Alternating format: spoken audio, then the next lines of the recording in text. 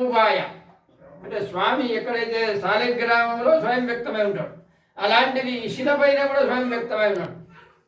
అంటే శాలగ్రామ శిలాయందు వసంత కయం వస్తు, ఎక్కడ ఒక రాయి ఉందంటే ఆ రాయిలో పరమాత్మ యొక్క రూపం ఉంటుంది.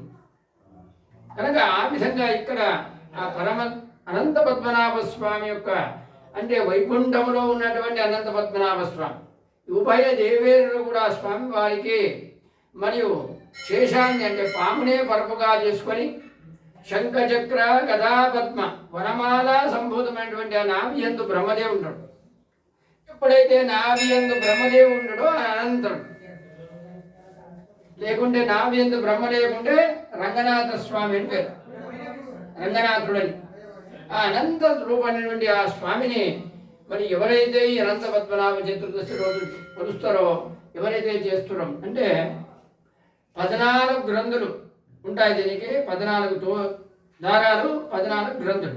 ఈ 14 గ్రంథుల యొక్క విశేషం ఏమంటే చతుర్దశ అంటే పరమాత్ముడు 14 లోకాల్లో ఉంటాడు. ఆ విధంగా మనిషి యొక్క సంసారం అనేటువంటి భవసాగరం అంతా కూడా ఈ అనంత పద్మనాభ వ్రతం అనేటువంటిది సమస్త లోకం. వ్రతం అంటే వ్రతం, అనంత వ్రతం అయిన తర్వాత హరి సర్వోత్తమతత్వంటి అనంత వ్రతం, వాయు జీవోత్తమతటువంటి హనుమద్ వ్రతం.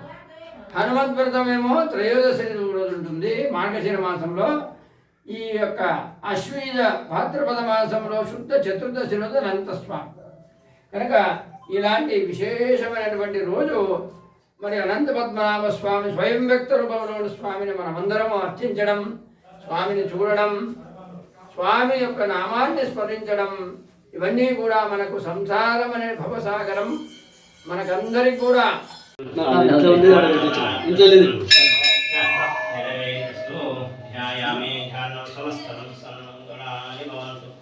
రమాసహిత శ్రీ లక్ష్మీనారాయణ కర్పూర నీరాంజనం సమర్పయామి.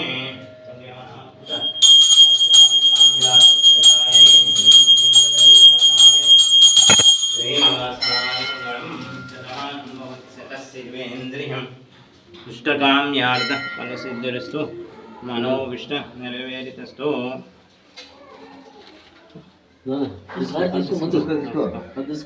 ధ్యాయామి సమస్తం